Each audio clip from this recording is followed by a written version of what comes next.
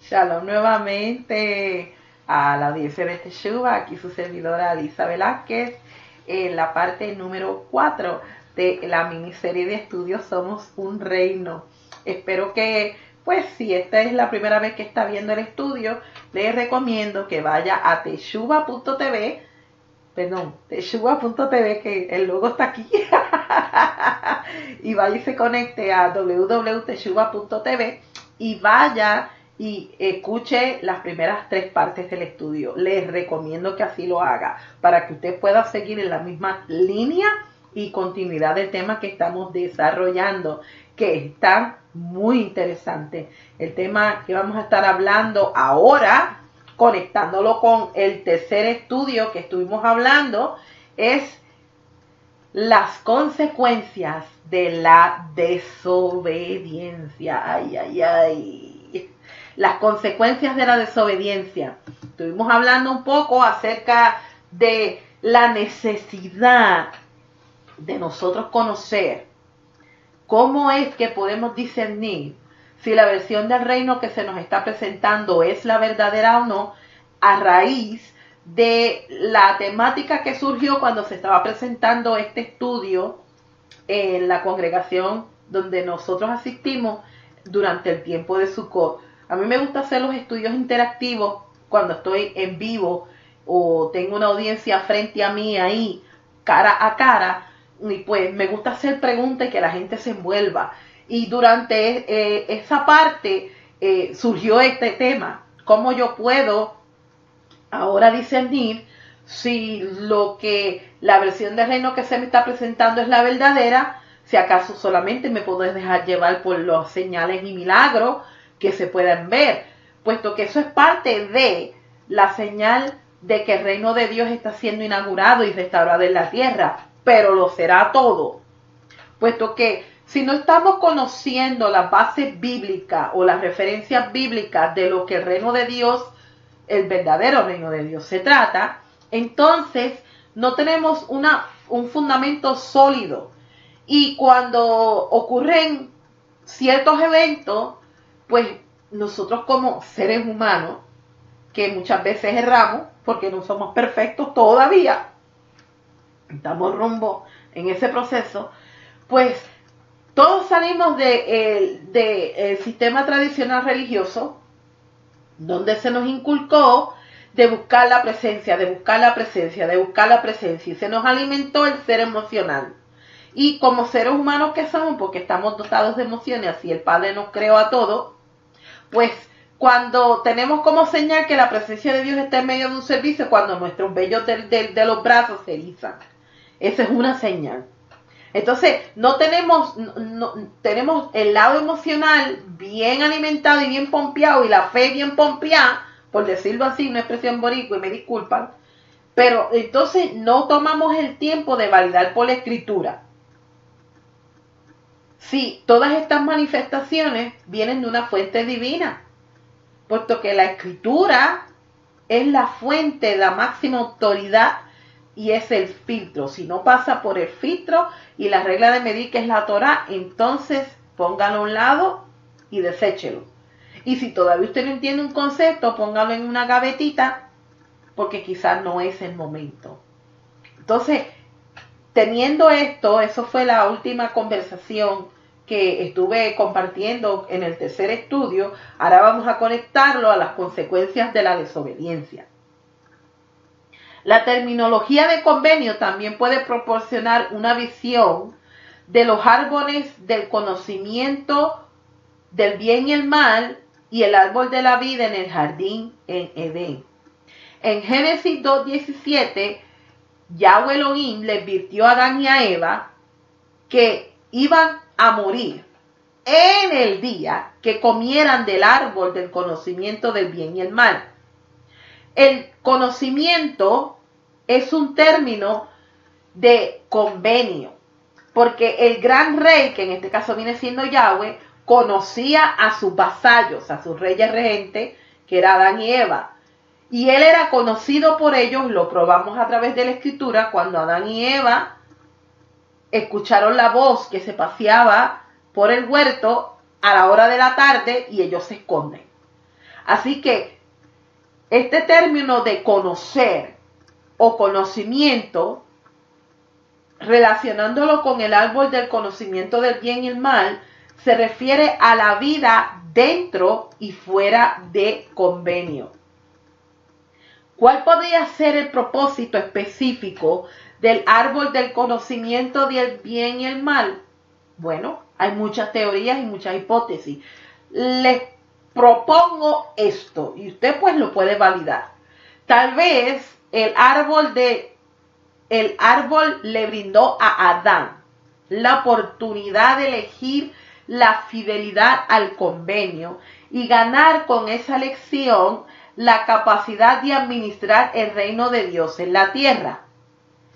Pero el acto de conocer y el bien y el mal estaba ligado al término o la idea de autoridad y administración, que en este caso eso había sido delegado por Yahweh a Adán. Antes de la caída, Dios era quien determinaba la naturaleza del bien y el mal. Vemos en los pasajes en la Escritura cómo fue que en la historia específica de Israel, el ángel del Señor siguió siendo aquel que verdaderamente administraba la autoridad en el nombre de Yahweh. Entonces, antes de la caída, también ellos eran capaces de determinar o ejercer la autoridad de Dios, pero no eran capaces de determinar el bien y el mal porque tenían acceso limitado. La idea específica de conocer el bien y el mal rara vez apareció fuera del contexto de la administración, de una administración competente. La pregunta básica en el árbol no pudo haber sido para obtener conocimiento intelectual. El problema puede haber sido si Adán y Eva administrarían, y escuche bien lo que les voy a proponer, si administrarían la autoridad de Dios sobre el reino que les había sido entregado, o rechazar esa autoridad a favor de la autonomía. Entonces, conocer el bien y el mal de una manera adecuada habría dado a Adán y a Eva el derecho de administrar el reino de Dios fielmente como gobernantes vasallos. Desafortunadamente, ellos rechazaron la autoridad de Yahweh sobre el reino que les había sido entregado.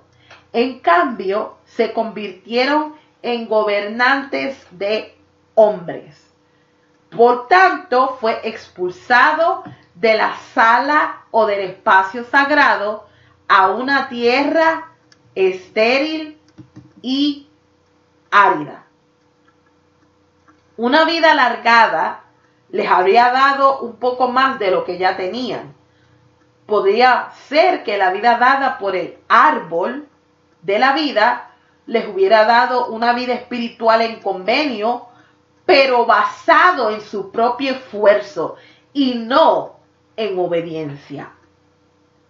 Así, por tanto, el Padre pone a los querubines para guardar el regreso al árbol de la vida como un acto de soberanía y misericordia, no de castigo. ¿Por qué? Porque al impedir el acceso a él, Yahweh hubiese podido forzar a la humanidad a buscarle solamente para obtener perdón. Pero mientras haya vida en el planeta Tierra, la vida ante Yahweh solamente se puede acercar a Yahweh cuando hay arrepentimiento, cuando se confiesa, y entonces se puede obtener fe en la promesa de Dios solamente a través de las vías de la fe dada a Abraham, como lo dice la Escritura. Entonces, ¿qué fue lo que pasó en el jardín? Hubo una transferencia de jurisdicción. Surge un personaje que mucha gente pues dice que fue el diablo que se metió a través de la serpiente, etcétera, etcétera. Mire, hermano, la serpiente, el animal, el reptil siempre estuvo presente, era parte de la creación. Dios creó las serpientes. A veces la gente no le gusta, a mí no me gustan las arañas. Yahweh creó las arañas, no sé para qué, pero las creó. Para mí son repulsivas, pero él las creó con un propósito y una función, igual que la serpiente. Más sin embargo, hubo una transferencia de jurisdicción porque había un ente que influenció en una mentalidad de Eva, la mentalidad de Eva. Y esta mentalidad le dio cabida al poder de elección. Por eso, cuando hice el estudio interactivo, yo me refería a este término, la influencia del mordisco de la serpiente. ¿Por qué? Porque el enemigo sabe que nosotros fuimos creados a la imagen y semejanza de Dios. Dios puso un potencial en nosotros para aportar la imagen divina de Dios y ser súbditos de su reino. Al él conocer esto, influencia en nuestras mentes para diluir ese potencial y para que no nos creamos funcionales dentro del reino de Dios, que nosotros nos hagamos menos de lo que somos y no conozcamos a plenitud cuál es nuestra función y nuestro rol. Por eso yo me refería a la influencia del mordisco de la serpiente. Por eso es que hay muchos creyentes ambivalentes que no, quizás están estancados y no dan fruto, porque por una razón o por otra han aceptado esa influencia y la han hecho parte de su vida diaria y les impide ver más allá. Es como cuando utilicé la ilustración de cuando usted está en un sitio de aire acondicionado, y esto me pasa a mí. Salgo de mi casa, que mi casa está bien acondicionada, y cuando salgo afuera, especialmente aquí en Florida, mis espejuelos se empañan, no puedo ver, tengo que quitarme los espejuelos para poder limpiarlos. Entonces, en esta misma alegoría, muchas veces necesitamos cambiar la visión que se nos ha sido sembrada, la semilla corrupta, sembrada en nuestra mente, porque la mente es el campo de batalla, que no nos permite ver lo que el Padre, la semilla del Padre que ha puesto en nosotros, porque nosotros sí somos importantes en su reino y necesitamos funcionar como tal. Cuando no funcionamos es porque hay algo que no estamos haciendo, nuestra deber, nuestra comisión. La comisión dada desde el principio de Adán, todo en el patrón bíblico lo estamos viendo a medida que desarrollamos el estudio. Entonces, ¿cómo fue que hubo esta transferencia del reino? Adán transfiere la jurisdicción de gobierno a esta entidad que influenció para que él se independizara. ¿Y cómo lo podemos validar por la palabra? Buena pregunta, porque tengo aquí textos que quiero que usted me acompañe a leerlos. Juan 12:31. Ahora es el momento para que en este mundo sea juzgado. Ahora el gobernador de este mundo será expulsado. Esto fue Yeshua hablando y está identificando que este mundo está siendo gobernado por otro regente que no fue autorizado o delegado para reinar. Juan 16:11, acerca del juicio, en que el gobernante de este mundo ya ha sido juzgado. Efesios 2:1-3, ustedes estaban muertos por sus pecados y actos de desobediencia. Caminaban en las sendas de este mundo y obedecían al gobernador de los poderes del aire. Acordémonos que en el principio, en Génesis capítulo 1, Yahweh le da la autoridad al hombre a gobernar sobre las tres esferas: el mar, el aire y la tierra. Y aquí vemos en Efesios el gobernante de los poderes del aire. Esa jurisdicción le fue dada a Adán y Adán se la transfiere a este ente. Seguimos leyendo, que todavía está operando en los desobedientes de la Torá. Segunda Corintios 4:4. Ellos no llegan a confiar porque el Dios de este mundo ha cegado su entendimiento para prevenir que vean la luz que resplandece por las buenas nuevas acerca de la gloria del Mesías, el cual es la imagen de Yahweh Elohim. Cuando Adán y Eva comieron del árbol del conocimiento del bien y el mal, ellos se unieron a sí mismos a lo que estaba prohibido, comparado al adulterio físico.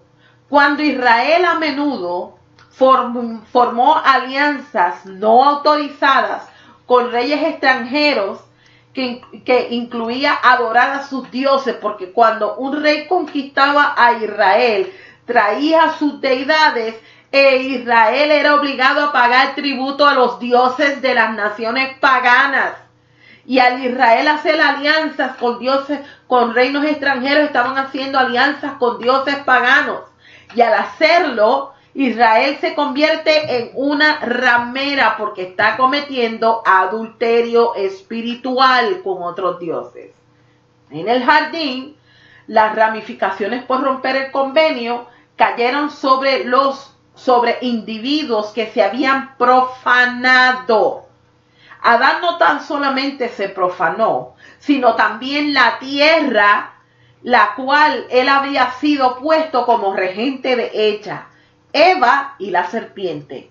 Y en el mundo antiguo, el ser maldecido simplemente significaba que eran culpables y que iban a cosechar las consecuencias, y que la cobertura de protección que el convenio les proporcionaba era eliminada por falta de lealtad de parte de la persona que infractó el pacto.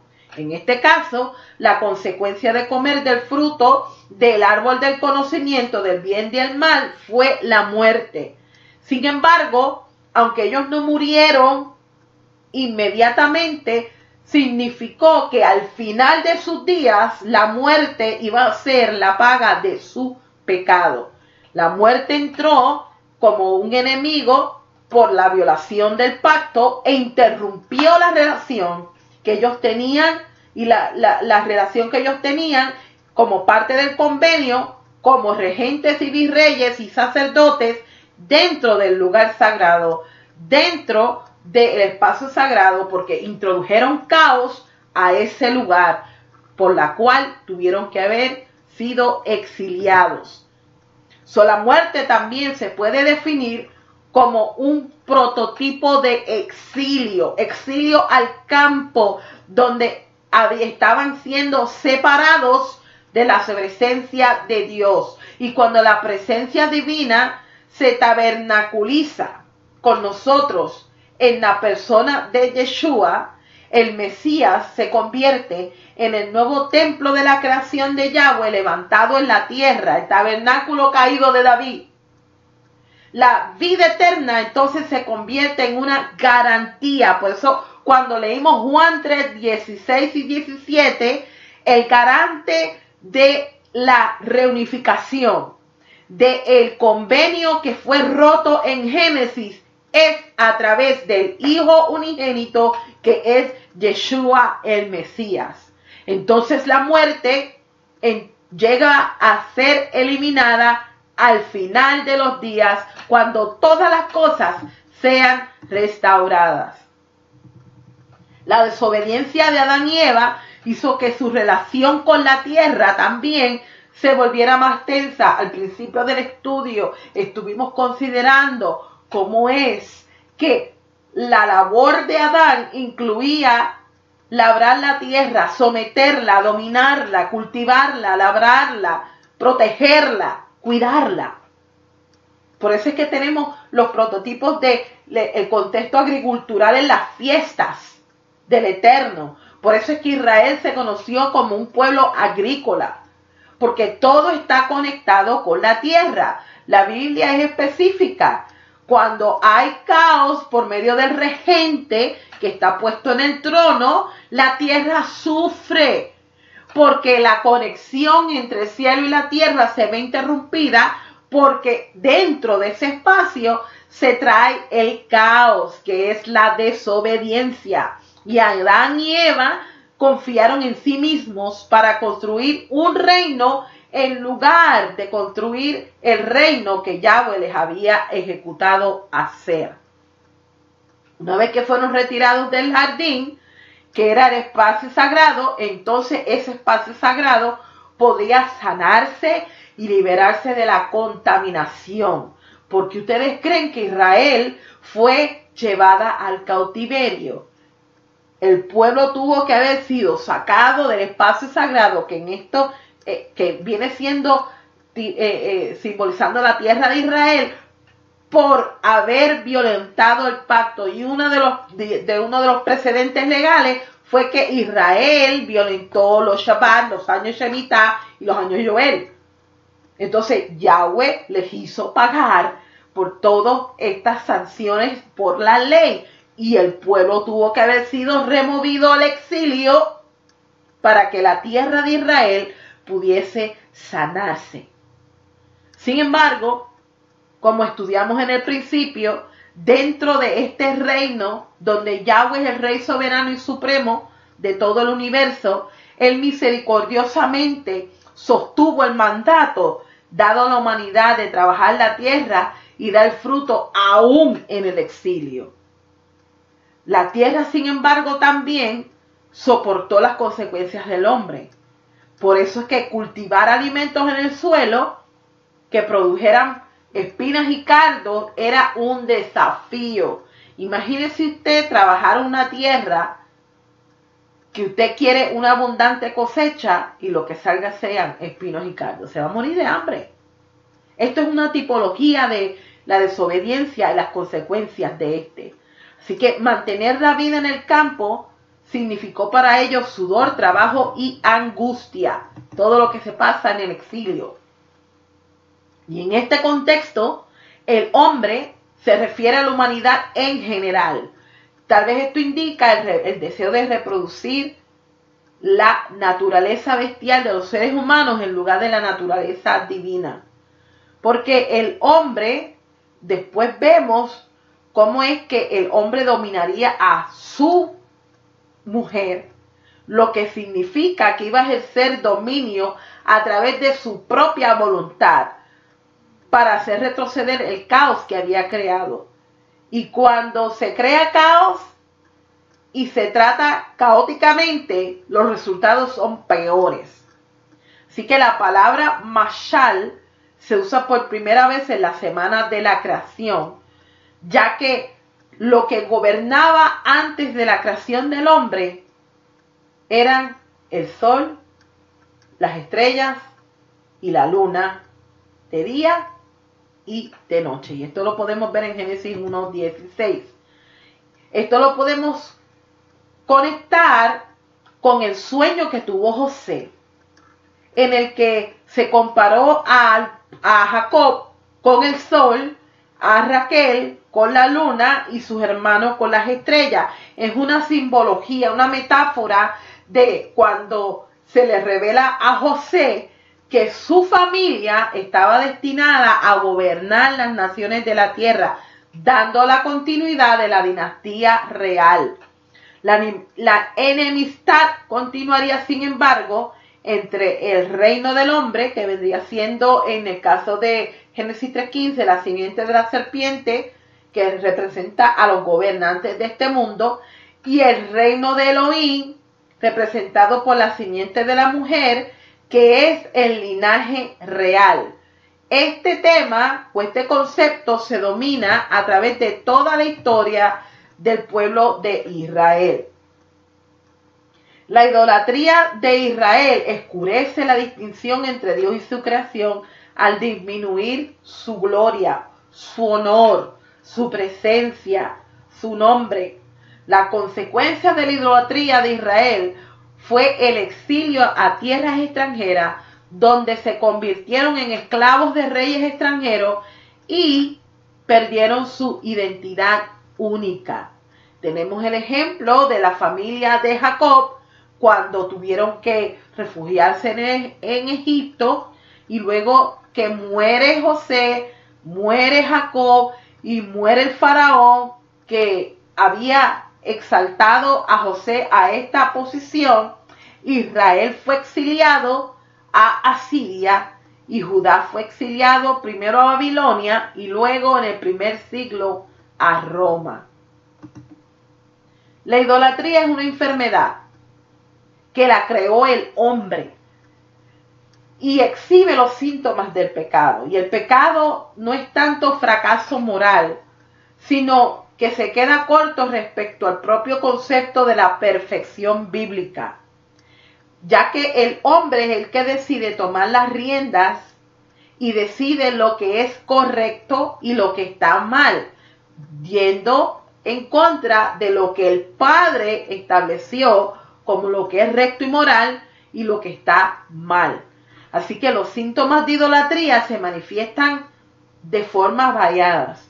Una persona que está cometiendo idolatría se manifiesta a través de adicciones, que son generalmente el signo externo de una adoración interior de uno mismo, como por ejemplo el abuso de sustancias, comportamiento violento, la pornografía, los juegos al azar, obsesiones sexuales, inmoralidad, desórdenes alimenticios, entretenimiento, etcétera, etcétera, porque está alimentando el ídolo que está adentro.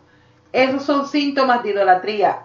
Así que el pecado continuamente está alimentando al ídolo y la adicción contamina nuestras sienes con una sustancia extraña que invade nuestro cuerpo y hace que los sistemas se apaguen y no nos demos cuenta cuando estamos cometiendo este mal.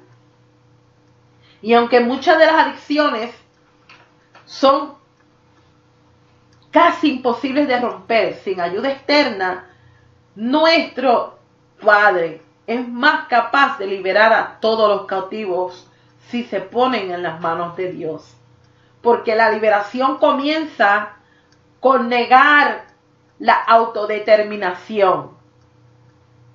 Y cuando uno llega a ese extremo, entonces es que la presencia de Dios puede vencer los efectos tóxicos del pecado.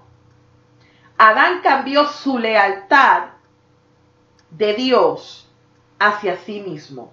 Y la imagen divina que Dios había creado y puesto en él, la cambió.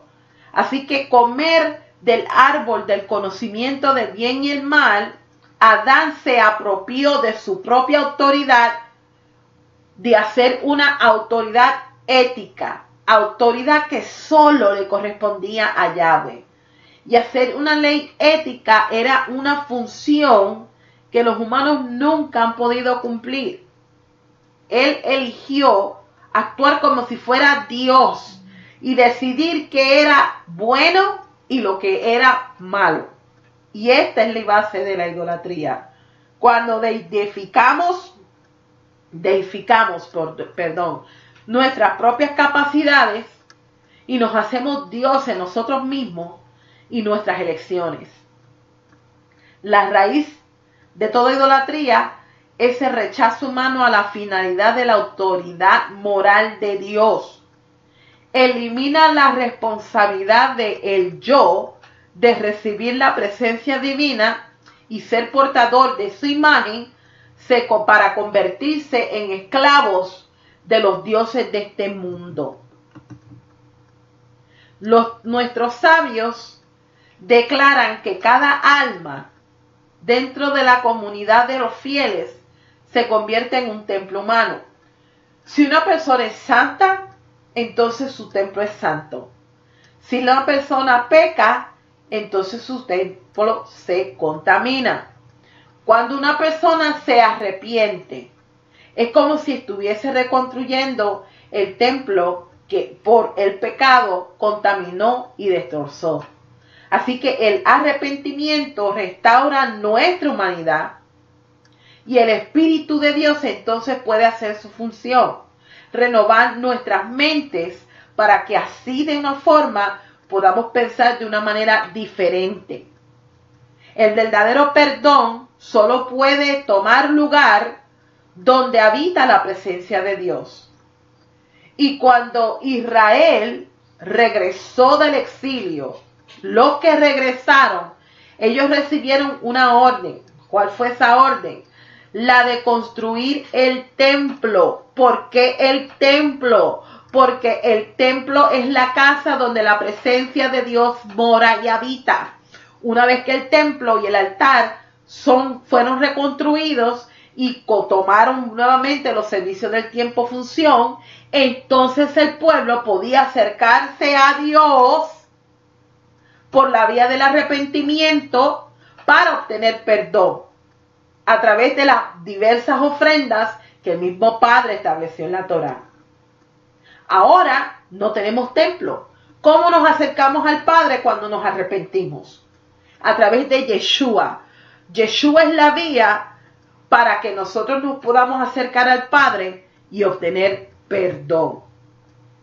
Por eso, la expiación repara la brecha causada por la idolatría y reconcilia las dos partes de convenio que fueron rotas por el pecado. Y el arrepentimiento es lo que repara estos lazos rotos y debe motivar a la parte culpable a reparar el daño causado por esta relación. Perdón, en otras palabras, es un pago inicial personal sobre la promesa de reconciliación futura. Let me repeat that again. El perdón, entonces, es un pago inicial personal sobre la promesa de reconciliación futura. No es un sentimiento o una emoción. Es el proceso de restaurar el convenio y eliminar el caos que fue creado por nuestros propios pecados. Por eso es que nosotros necesitamos hacer Teshuvah y observar Yom Kippur. Aunque no tenemos templo, pero la base del perdón es lo que nos puede acercar para reparar nuestra relación con nuestro Padre Celestial. La expiación repara la brecha causada por la idolatría y reconcilia las dos partes. Siempre tengamos esto en mente, de poder nosotros restaurar la brecha de nuestras relaciones interpersonales cuando nosotros mismos seamos responsables de haberlas dañado. Así que yo espero que esta parte del estudio estuvimos hablando y considerando acerca de las consecuencias de la desobediencia desde el principio en el jardín, en el caso de Adán y Eva, y a través de la historia de Israel. Fue un estudio un poco corto, puesto que ya nos estamos acercando a la culminación de la serie, y yo espero que continúe conectado a Teshuvah.tv para que así pueda beneficiarse de esta serie. Espero que haya usted aprendido algún concepto nuevo y que esta enseñanza haya sido de beneficio para su vida. Acuérdese de estar conectado a Teshuvah.tv para que esté pendiente de futuras enseñanzas. Hasta la próxima. Siga conectado. Shalom.